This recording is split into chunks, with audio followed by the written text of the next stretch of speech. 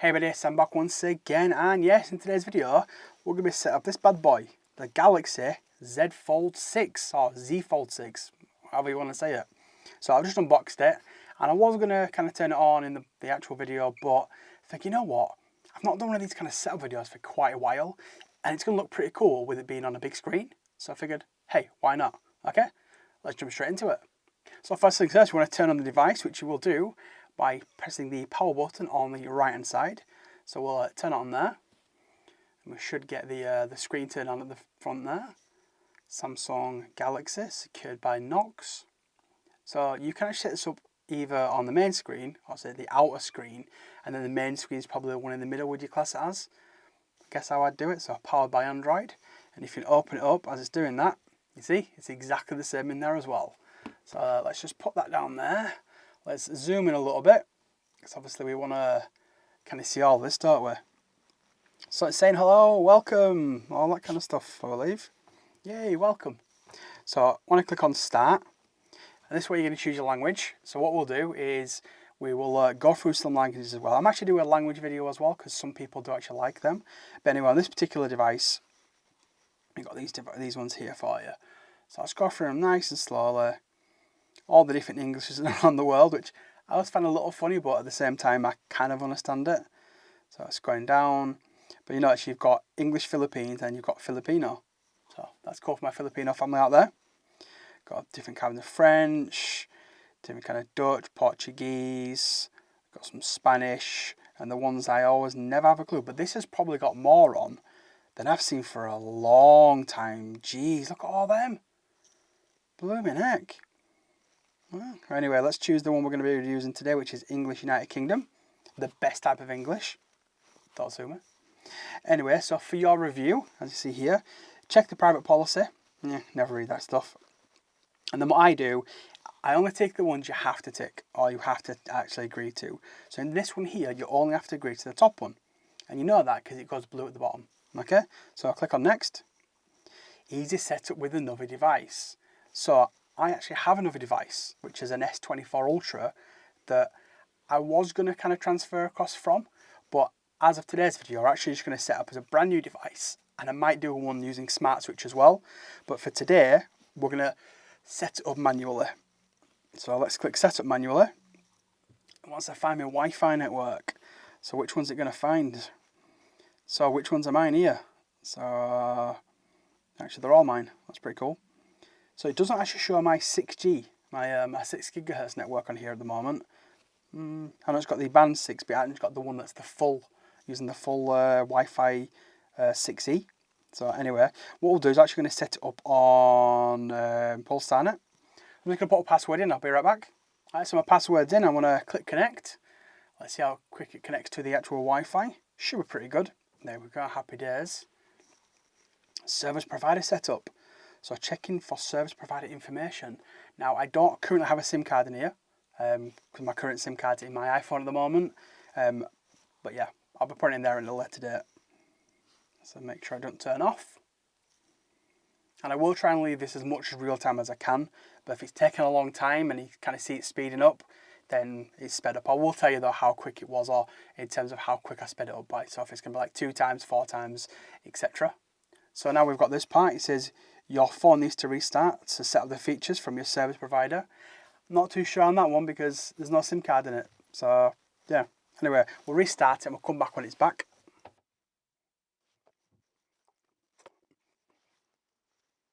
Alright, so we are back now for preparing for a mobile connection. It ain't going to find one because there's no SIM card in there. So, oh actually I forgot, obviously you can do eSIM. So, do I want to transfer it from another device? I can scan a QR code to install the eSIM. I can search for mobile plans, or I can set up later. In terms of this one today, I'm going to click set up later. If you've got a SIM card, obviously it'll already be in the device.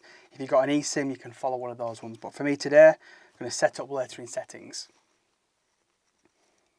As you see there, it's getting your phone ready. It may take a few minutes, so again, I might need to speed this part up.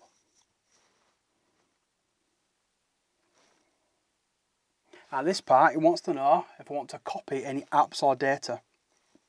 So if I want to from my Google account, it will copy it all down and download all of it.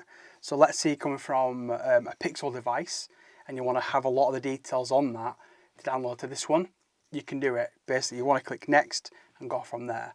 For me today, because I'm setting up as a brand new fresh device, just to kind of show you, I'm not going to do that.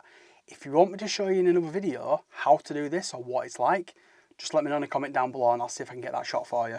Anyway, today we're going to click Don't Copy.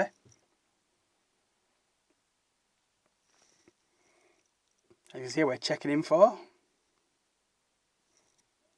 And now it wants me to log into the Google account. So I'm just going to put my details in and we'll go to the next stage. So give me 2 moments. Alright, so I finally put my details in. I can't remember my blooming password. So it's getting my account information, just going through the Google services, just logging me in basically. So at this point here, as you can see, it's just basically telling me, does it want to back up my data to my Google account, etc. Don't need to use location, can I allow scanning. Now what I recommend is, turning this one off. I don't know why, I do it on every Android phone I do. But apart from that, leave those ones ticked on. They seem to be, you kind of have to have them to get the best out of your Android phone. So accept on that part there. And now you can choose your search engine. Yeah, look at us in Europe, they was forced upon us. We can now choose who we want to search for. So these are the options you're going to get. So you're going to get DuckDuckGo, Google, never heard of that one. You're going to get good old Bing, Yahoo, info.com. You're getting Yep, Privacy Wall, Mojeek, Quant, Ocean Hero and Karma. Don't know who most of those are, to be honest with you. I'm just going to stick with Google. It's just how it is. The phones seem to work better when you use Google. Let's be honest, they just do, don't they? And we now get protect your phone. So we can do face recognition, fingerprints, PIN number, password or a pattern. Now I'm going to use my thumbprint today because it's got nice little fingerprints on the side of it here. So I click fingerprint. And I think you have to kind of kick, so quick and easy, yep, continue. So you've got to set a secure lock screen first, so we'll go next on there. So we've got to do a PIN, a password or a pattern. So I'll do a PIN, and it has to be 6 digits. So we're going to go for the most secure PIN in the world right now, which is going to be, how many was that? I don't know how many I did. I'm going to delete them all. 6 zeros, 1, 2, 3, 4, 5, 6. And then here, when you turn your device on and you tap it, confirm the PIN without tapping OK. That's what you want to make sure that's turned on. Okay, so it's saying, this PIN is easy to guess. I know, it's fine, leave it for now. And let's print it again. 1, 2, 3, 4, 5, 6. Click OK. Boom, we've now got that on there. So now it's a matter of using the fingerprint scanner. So let me just zoom out a little bit so you can actually hopefully see this part. So you can see here, it's telling me the fingerprint scanner is just here at the side. So what you want to do is just kind of put your thumb in it, take it off, put it on, take it off, put it on. Pretty straightforward, isn't it? Huh? It says, there we go, 38, 43, 46. These numbers are random, aren't they? Huh? So as you can read on there, it told me to change the position of my thumb each time. So move it around a little bit. What it's doing is just making sure it's getting the full scan of everything on there. Now I've got to be honest with you, this is a lot slower than it used to be on the old Samsung ones at the back of your phone. And especially some of the Huawei ones back in the day as well, the actual capacitive ones on them. So, but I'll be honest with you, once it's set up, it's normally pretty flawless. There we go. So for now, we're going to be happy with that one. I'm just going to add the one of it. So we'll click next on there. Let's zoom in a little bit more so you get all this again, all the goodness of the screen. So it says fingerprints, fingerprint added, fingerprint always on, so on or off. So when you wake and unlock your phone just by touching the side button. If I turn on for the quick access, I'll turn off for accidental. For me, I'm going to have it on. Now the reason for that is when you touch it, it goes straight into your phone. You don't have to press the button and then press it. I watched somebody's video the other day and kept having to pop it in and then touching the fingerprint scanner.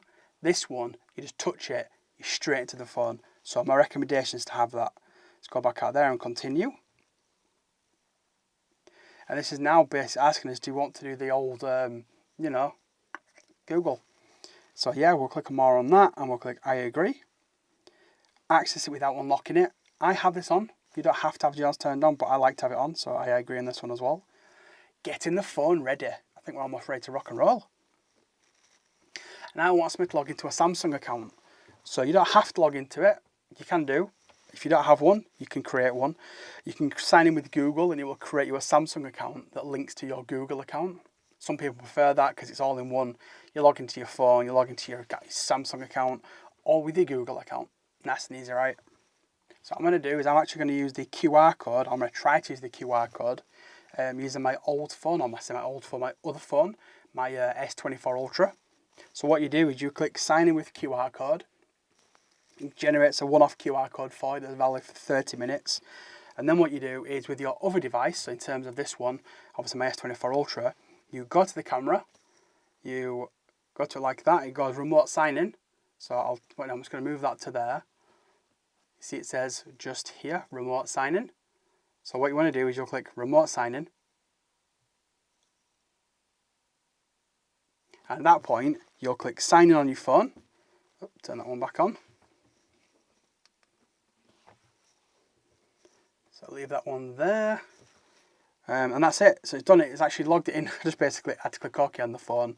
And job done. I'm now logged into my Samsung account on this device that was on the S24 Ultra. How easy is that? Yeah, Samsung are up in the game in terms of connecting their old devices to their newer devices, which is pretty cool. You've now got to agree to terms and conditions and stuff like that. So you've got to agree to this one. I think you've got to agree to this one, but these two are optional. So offline finding, so you can check out the following. So if you want to click details, offline finding lets you locate your phone or tablet, even if it's not connected to a network. So I'd have that one turned on, if it's me personally. It's a very expensive device.